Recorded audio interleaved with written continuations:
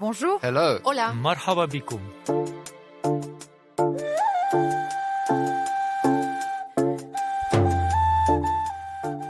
Et si d'autres visions de la nature pouvaient nous inspirer dans la lutte contre la crise écologique, des visions où l'humain n'est pas dans la domination des écosystèmes, mais dans l'appartenance à une nature qu'il faut défendre avant toute chose. C'est le credo de la plupart des peuples autochtones, dont les savoirs ancestraux sur l'environnement sont désormais considérés comme essentiels par l'ONU. Alors comment peuvent-ils faire partie de la solution ? Pour ce 3e épisode de notre podcast Sur la Terre, en partenariat avec The Conversation, je vous emmène à la découverte de Kogi de Colombie, un peuple qui vénère la terre-mère et vit dans la plus haute chaîne de montagnes côtières du monde, la Sierra Nevada de Santa Marta. Ils se considèrent comme les gardiens de la Terre et tentent depuis 40 ans de nous alerter sur sa dégradation, comme d'autres peuples autochtones. La bonne nouvelle de cet épisode, c'est que les Kogi, comme d'autres peuples indigènes, sont de plus en plus écoutés par les scientifiques après de longs siècles de mépris.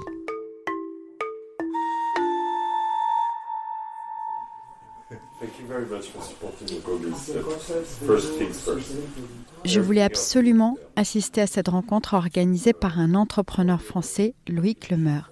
C'était une journée entière d'échanges entre une vingtaine de personnes, des entrepreneurs et investisseurs issus de la tech, venus spécialement d'Europe et des États-Unis.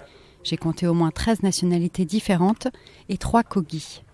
Mi nombre es Arregoses Coronado. My name is Arregoses Coronado. Bueno, mi nombre es Ana María Coronado. My name is Ana María Coronado. Mama Siani Moscote Chacal. Le but des Kogi est de récolter des fonds pour racheter des territoires qui leur ont été arrachés depuis la conquête espagnole au XVIe siècle et en prendre soin pour mieux protéger la terre-mère. La rencontre s'est tenue au mois de mai dans une villa du 5e arrondissement à Paris avec un beau jardin prêté par un artiste. Le matin, on s'est tous entassés dans un salon car il faisait froid et chacun s'est présenté. La bonne humeur était de mise. Next, please. L'intervention d'un invité m'a particulièrement marqué. Alex. I was born here in Paris. Bonjour, je m'appelle Alex, je suis né à Paris, mon père est brésilien, ma mère est de Finlande et je vis à Miami. Je suis ici pour en savoir plus sur votre monde. Je crois que nous sommes à la croisée des chemins. Nous avons le choix entre aller vers un futur synthétique et d'intelligence artificielle, de robotique et de transhumanisme, ou un futur organique fondé sur la nature, et c'est ce que vous représentez. For me, you represent that, and I would like to know your view on...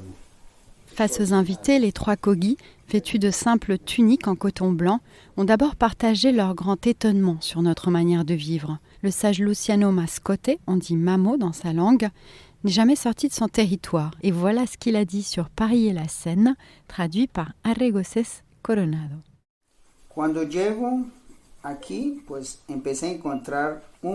Quand je suis arrivé, j'ai découvert un monde de grandes maisons,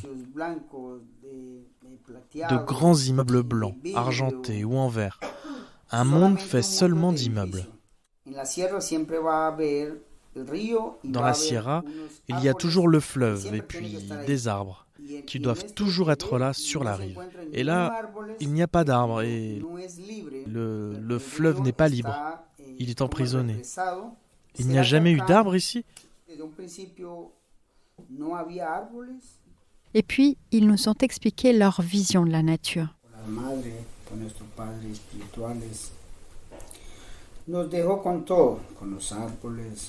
Au début, notre mère, la terre, et les pères spirituels nous ont tout laissé.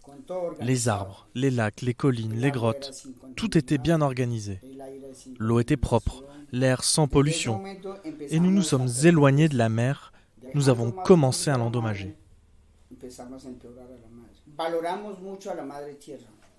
Nous accordons une grande valeur à la terre-mère. Et pour nous, le fleuve est une personne, l'arbre est une personne, et l'air aussi. Pour nous, la terre est vivante.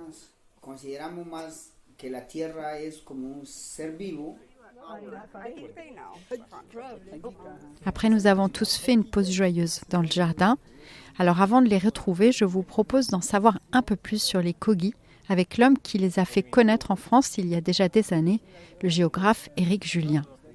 Sa découverte des Kogi remonte aux années 1980, lors d'un voyage en Colombie. Il a souffert d'un œdème pulmonaire en pleine montagne et 3 Kogi l'ont sauvé. Le début d'une longue amitié avec ce peuple. Vous ne pouvez plus vous lever, vous ne pouvez plus marcher, vous n'avez qu'une chose à attendre, c'est attendre la mort, si on peut dire ça comme ça. Donc ils m'ont ramassé, m'ont soigné, m'ont sauvé la vie. C'est comme ça que j'ai rencontré les Kogi. Mais les Kogi se méfiaient de l'étranger. Alors après l'avoir soigné, ils lui ont dit de s'en aller. Ils m'ont demandé de partir et je leur demande qu'est-ce que je peux faire pour les remercier. Et ils me disent, si tu veux vraiment nous remercier, aide-nous à récupérer les terres ancestrales qu'on s'est fait piller depuis l'arrivée alors non pas de Christophe Colomb, mais de Don Rodrigo de Bastida. Les Kogi, ils sont 15 000 aujourd'hui, gardent la mémoire de siècles de maltraitance. Comme d'autres peuples autochtones dans le monde, ils ont été soumis à l'esclavage et pillés et ont perdu 80% de leur territoire. Ils se sont donc réfugiés dans les hauts plateaux de la Sierra Nevada à plusieurs heures de marche. Pour les Kogi, ces territoires font partie du cœur de la Terre, qui est comme un corps humain et qui a été attaqué par l'activité humaine. Écoutez a Regocés Coronado. Empezó a entrar megaproyectos, como proyectos de represas, de agua, almacenamiento de agua. On a commencé à voir des méga-projets de barrages pour stocker l'eau, de l'extraction minière, le pillage d'objets sacrés de la terre. On s'est inquiété. Les machines inventées en Europe ont un impact négatif dans la Sierra. Comme gardiens de la terre, les Kogi estiment qu'ils doivent réparer ces territoires. Et ils ont depuis racheté des milliers d'hectares de terrain avec l'aide d'associations comme Tiendukua, fondée par Éric Julien. La terre qui se trouve en contrebas de la Sierra nous appartenait avant. Alors on s'y réinstalle et on organise une cérémonie. Pour la restaurer, on laisse la terre-mère prospérer. Nous ne plantons pas d'autres arbres. Elle sait comment se régénérer. 80% du terrain est destiné à la régénération et 20% est cultivé pour notre subsistance. Et c'est fascinant parce qu'au bout de 10 ans, quelqu'un qui n'est pas très habitué ne fera pas la différence entre la forêt tropicale qui n'a jamais été touchée, abîmée, et celle qui a été régénérée. Pour une raison simple, c'est que pour vivre à peu près en équilibre sur ces territoires, ils ont besoin d'une forêt primaire. Et ce sont de très très grands, des maîtres horticulteurs, permaculteurs, agriculteurs. Même son de cloche de l'ingénieure forestière espagnole Mónica Hernández qui a été sur place cette année. On a envoyé un drone et on voit très bien l'incroyable régénération sur le terrain récupéré il y a 10 ans. C'est sauvage, totalement régénéré. Quand ils se servent de leurs terres pour leur culture, etc., ils appliquent la rotation des cultures. La pression qu'ils exercent sur chacun de leurs terrains est minime.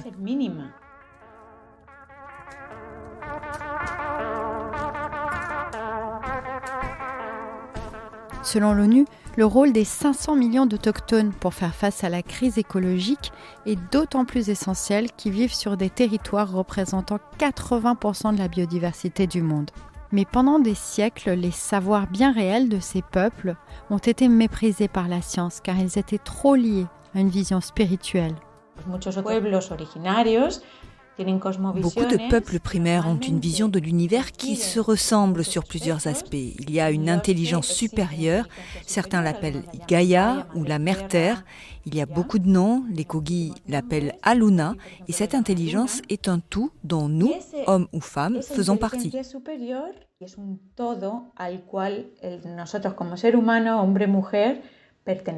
Cette idée d'appartenance à la nature a été oubliée par l'Occident, selon Mónica Hernández.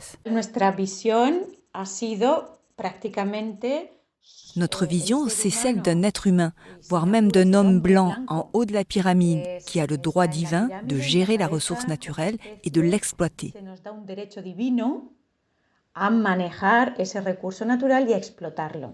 Et le but de scientifiques comme Éric Julien et Mónica Hernández est justement d'instaurer un dialogue entre leurs savoirs ancestraux et la science occidentale. En 2018, par exemple, Éric Julien a organisé en France une expédition qu'il a appelée « Diagnostic territorial croisé » avec des Kogis et des scientifiques locaux, dans la Drôme. Ils ont débarqué complètement dans des écosystèmes qu'ils ignoraient complètement. La région du Haut-Diois et de la Drôme a été reforestée à partir de Napoléon III essentiellement par des pins d'Autriche, comme leur nom l'indique, qui ne sont pas autochtones, mais qui avaient la particularité de pousser vite sur des sols arides. Donc ça a acidifié beaucoup les sols, ça a densifié le couvert forestier. Ça n'a plus permis aux arbres autochtones, dont les hêtres, entre autres, mais pas que, de repousser. Donc ça a assombri les sous-bois, fait disparaître des papillons. Et donc ça a créé tout un déséquilibre qui a été jusqu'à le creusement par la Drôme de son lit qui s'enfonce parce qu'il n'y a plus assez d'alluvions. Mais les Kogis qui n'ont pas le pin noir dans leurs écosystèmes, on est en zone tropicale, descendent de la voiture, regardent la forêt et disent, alors qu'ils n'ont eu aucune explication, rien, qui a planté ici ces arbres égoïstes. En fait, il nous interpelle notre relation à la nature avec cette volonté que l'humain moderne a de changer les lois de la nature. Le mépris a donc cédé la place à un intérêt croissant. L'UNESCO a d'ailleurs aussi lancé un projet de dialogue en ce sens et la première expérimentation a lieu avec des Kogis. Aux États-Unis aussi, ce genre de mission se multiplie.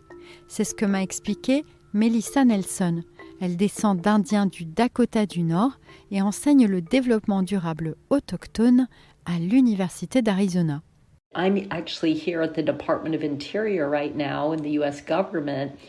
Donc là, je suis au département de l'Intérieur pour une réunion sur la prise en compte des savoirs autochtones dans la gestion des terres fédérales. Que cela soit finalement reconnu par les universités et les gouvernements est très très important. Comment partager ces savoirs, ce n'est pas si simple selon elle.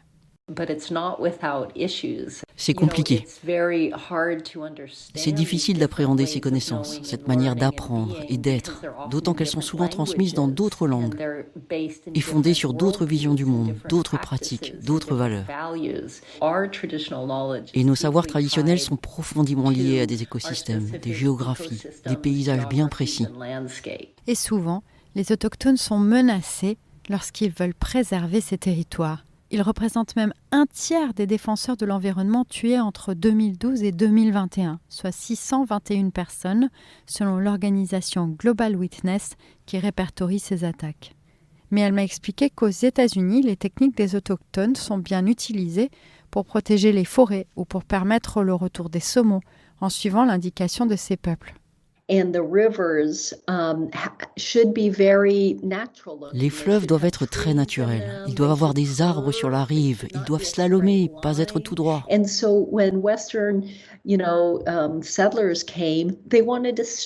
Quand les colons occidentaux sont arrivés, ils ont voulu les redresser pour renforcer le courant.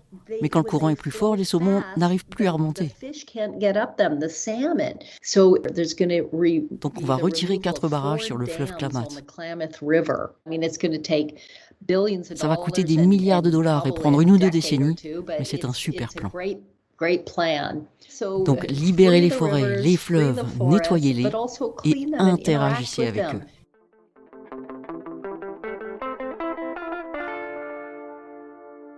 Libérer les fleuves, cela nous ramène tout droit au Kogi. Vous vous souvenez ? Notre rencontre à Paris s'est terminée par une cérémonie dans le jardin. Les participants s'y sont engagés à tout faire pour protéger la terre-mère.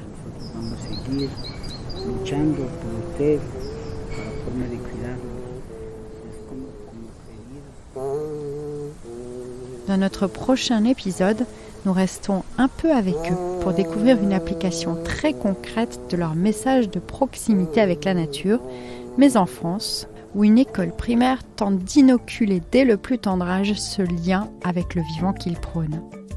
Sur la Terre revient donc demain. Je vous laisse dans la fiche de description le lien vers des articles dans The Conversation pour approfondir ces thématiques.